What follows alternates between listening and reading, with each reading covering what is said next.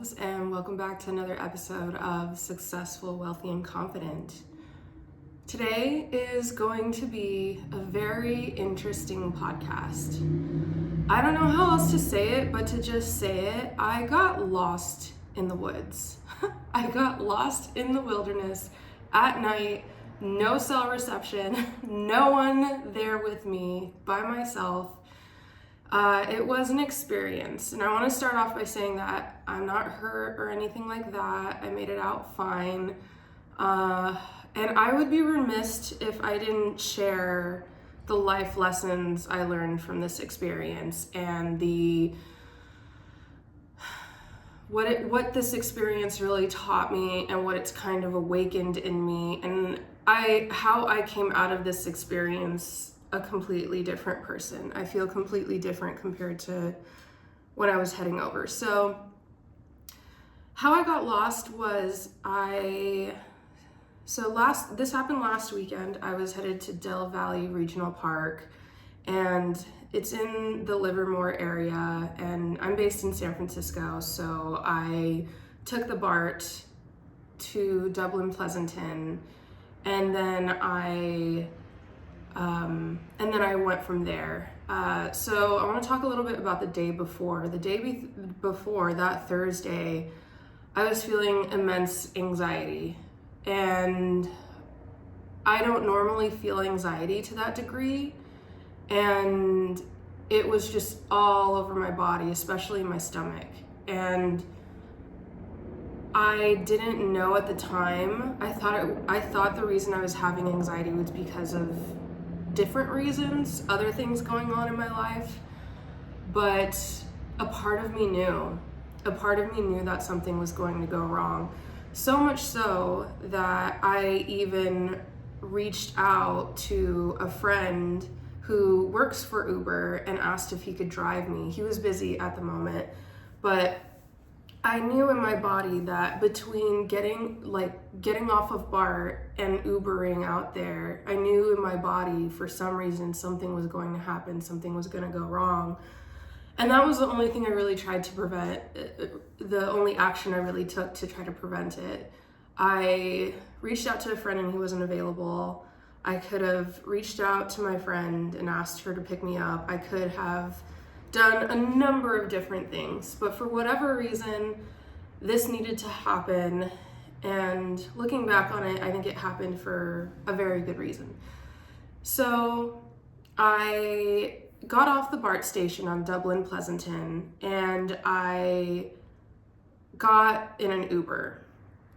I can't remember the Uber driver's name, but he was very nice. I don't blame him for what happened. And we actually had a wonderful conversation. He was telling me about how his family came, his ex-wife and his son came from Brazil, and he gets to spend time with his son now. We had a really nice connection with that. And then he asked me randomly about, my religion or my spirituality. What do I believe in? And so I was like, oh, this is interesting. He's like, do you mind if I ask you that? And I was like, oh, no, not at all. And so I told him, I was like, I don't necessarily believe in organized religion because I think history shows that it can be used in a very negative way. That's against everything that is love. But I do believe I'm more spiritual. I do believe that there is a higher power. I do believe that there is an infinite intelligence. I do believe that there is something that probably no human could even comprehend. And so I was telling him that, and he was like, oh yeah, so I'm in a similar position where I've been looking for a religion that speaks to me. I haven't found one yet, but I do believe that there's something out there. And I've been doing research on a saint, Saint Benedict. And he is a lot like the evil eye, like the blue evil eye, where you wear it and it's supposed to protect you from evil and protect you from harm.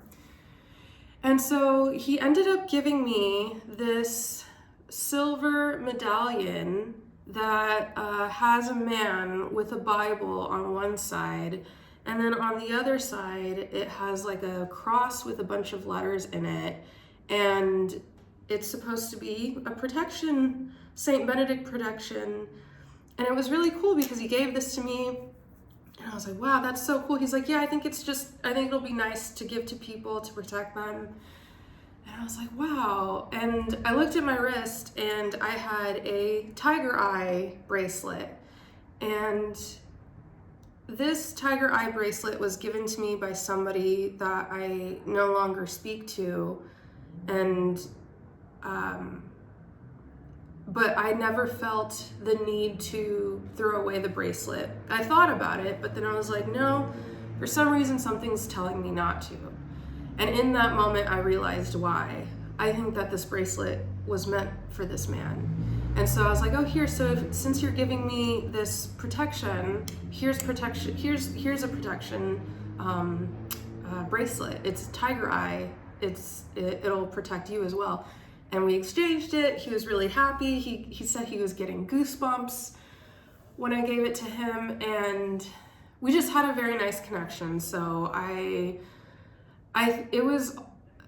take responsibility for what happened next. So as we're getting to the park, at some point we're going down this winding road with a bunch of hills, and all of a sudden, the reception goes out.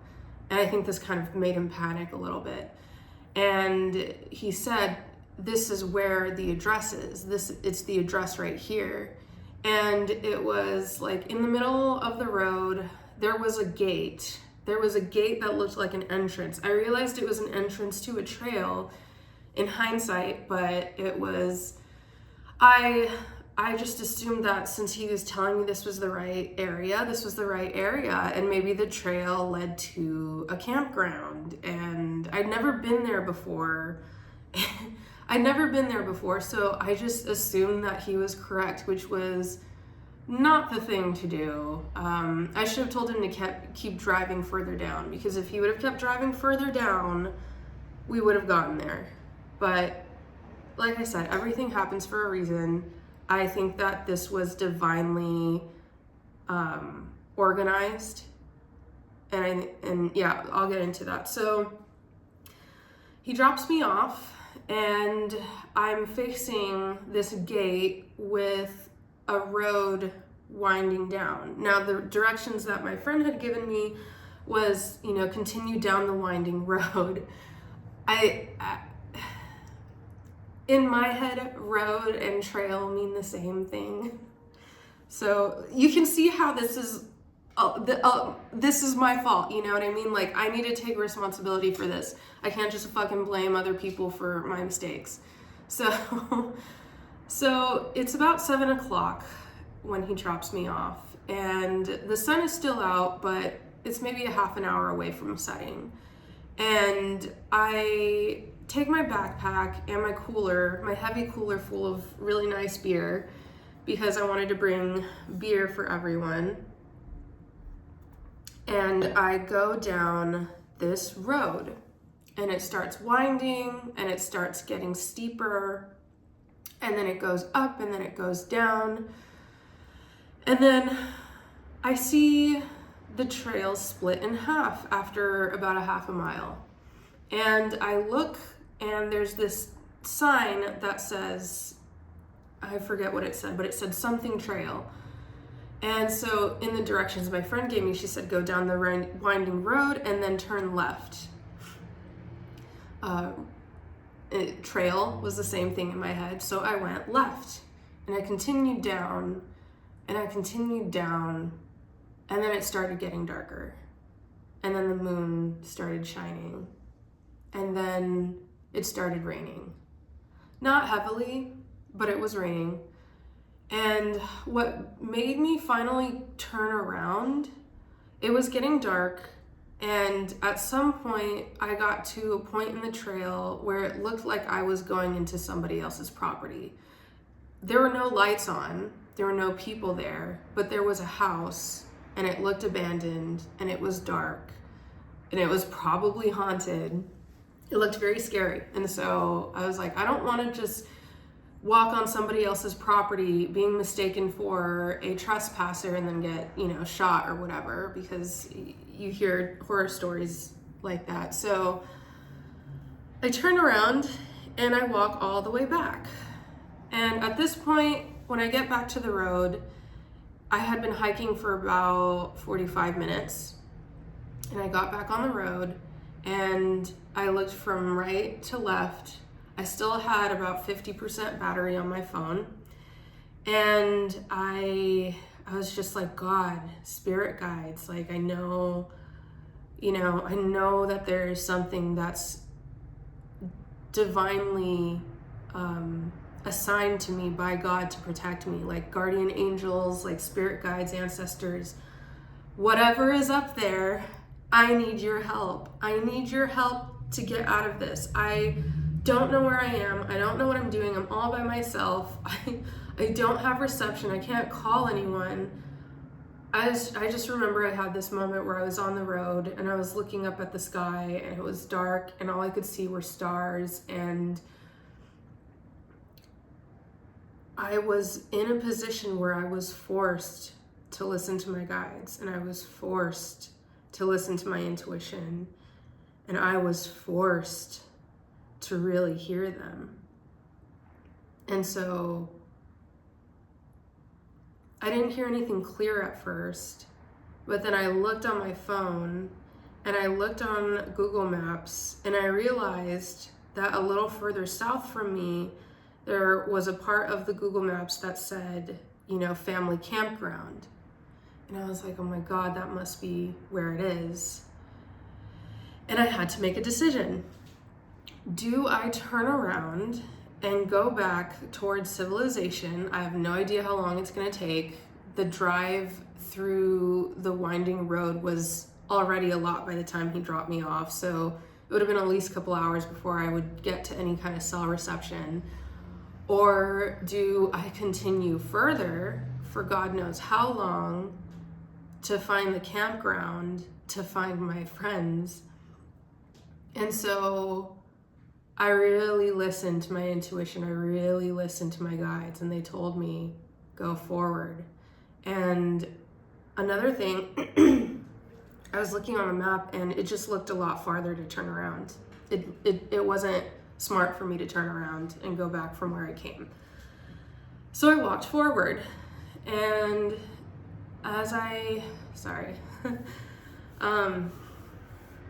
it's a little traumatic to even just relive, honestly. It was one of the scariest fucking moments of my life. Being alone in the dark by yourself, no reception, nobody there to help you, only relying on yourself and God. I was walking and I was like, you know what? If this is how I fucking die, this is how I fucking die. I have no choice. I have no choice but to keep moving forward. And the two worst scenarios popped in my head. One was, I either get picked up by a Ted Bundy dude and I get murdered, or an animal mauls me. And there were plenty of animals. When I was walking in the trail, there were animals at the corner of my eye that were walking, and one looked like it was either a coyote or like a small mountain lion, but they seemed more scared of me than I was of them. And I ended up bringing out my pepper spray and just keeping it in my back pocket, so that would deter any animals. But yeah, I kept walking, and it was just a beautiful metaphor for surrendering. I think things like death and traumatic moments like getting mauled by something is planned in advance. And so I was like, if something's gonna happen, it's just meant to, and I just need to keep moving forward and hope that nothing happens. So I kept walking, and it kept raining, and there were a couple of moments where cars would pass me, and I turned on my light on my phone and I tried to wave some people down, and nobody stopped. I don't know if they didn't see me or if they saw me and were like, we're not fucking with this person. They're hitchhiking in the middle of the night. we're not fucking with this person. And I don't blame them either way. But that was the moment too that I realized no one's gonna fucking save me. My friends aren't looking for me.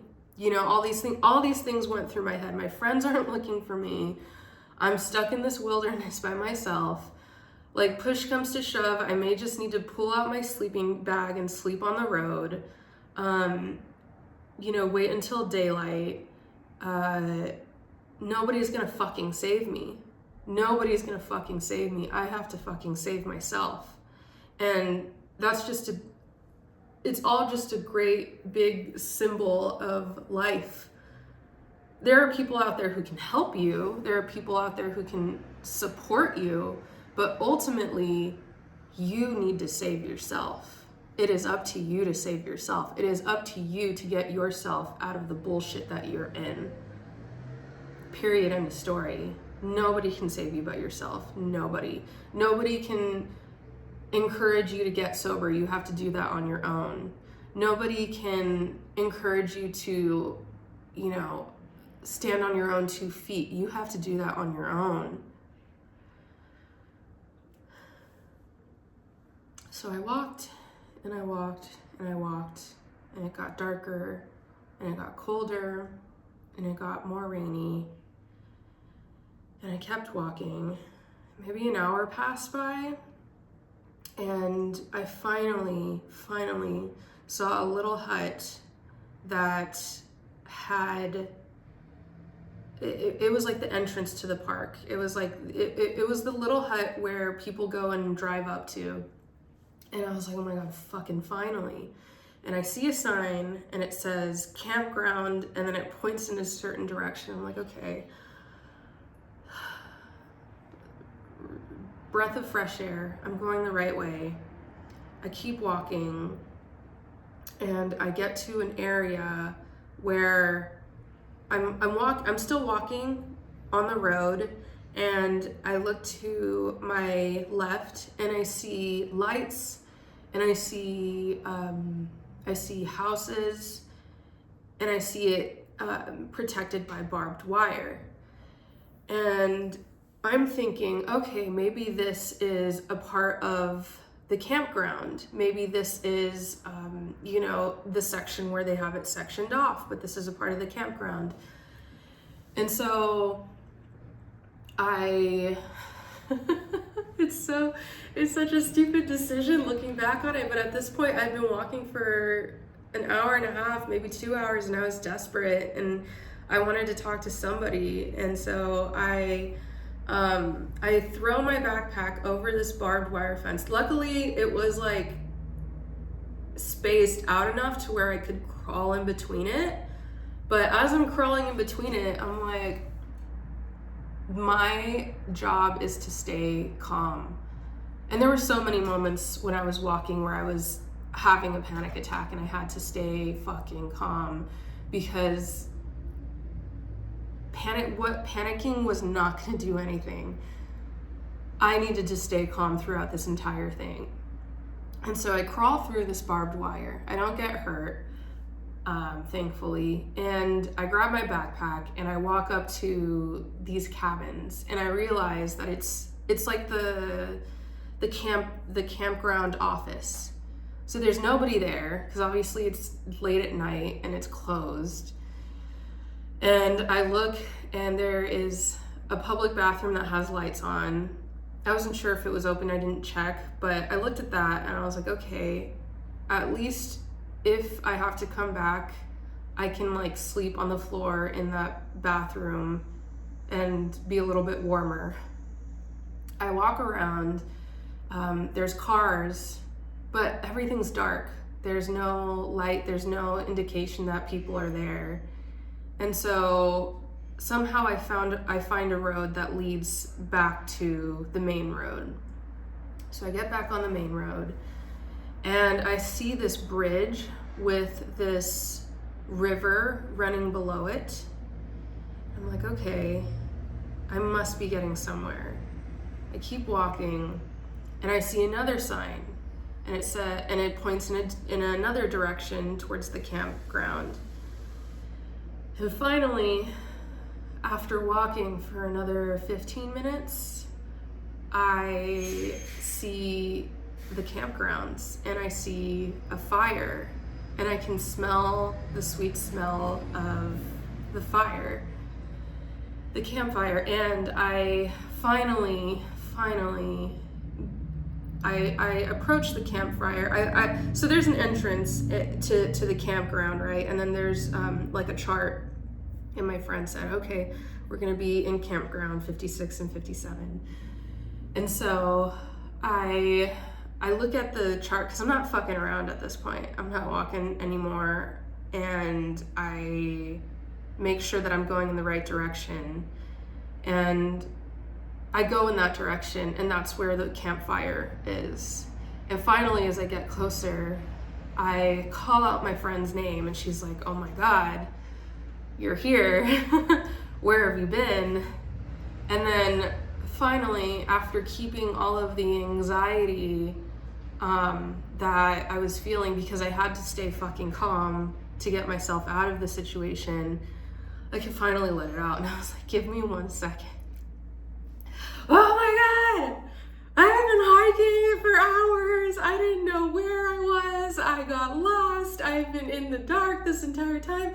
Of course she felt bad. Of course her and her family felt bad. And it was my fault. It was my fault completely. But that is something that I really want to point out.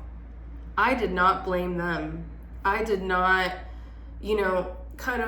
I didn't express the anxiety-ridden thoughts that I was feeling as I was walking down, like, oh, you didn't look for me. I told you I'd be here by this time. It's way past that time. Why didn't you drive up and try to come find me? And how were they supposed to know? How could they have known that I was lost? They didn't, and they're good-hearted people, and of course if they knew that I was lost, they would come and find me. Of course they would. So when you're going through stressful situations and you're going through things and these thoughts come up, it's very natural to have these thoughts. We have an ego, we have a fear, we have a survival instinct that's fear-based. And most of the time that keeps us alive, right? That keeps us looking both ways before crossing the street. It's a good thing to have. But when these thoughts come up, it's very important to rationalize it and be like, okay, what is my responsibility in this? And especially when I was in the heat of my anxiety, panic, while I was walking just in the dark by myself, I was like, why isn't anybody finding me? Why isn't anybody looking for me? I told them I'd be there by this time. It's way past this time. And it's valid to feel those feelings. It's valid to feel really, really scared by your circumstances, but you need to take responsibility for yourself. I could have asked for help. I could have asked them to pick me up from the BART station. I could have done more to make sure I got there safely. I could have asked multiple people for directions. I could have asked for pictures. There were so many things that I could have done differently, So when you're listening to this, I really don't want you to, I really want you to take every single stressful experience you have in your life, and as you're walking down that road and as you're feeling these anxiety-driven emotions and thoughts, really think about your responsibility in it. Really think about the part that you played. So they welcomed me with open arms. They, made me baked potato. A couple of them were like, oh my God, you're such a badass for walking down the wilderness at night. And it ended up being like a really good weekend. And so that's what happened. And it's still kind of crazy for me to even think that shit happened a week ago. So here's what I learned from that experience. Surrender. What does surrender mean? Surrender means essentially knowing the what and the why, and allowing the universe to do the rest. How is it going to come in? That's the universe job. You know, what is going to happen? Or no.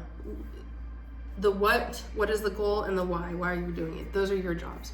A lot of people worry about the how. A lot of people worry about like how is it going to happen though?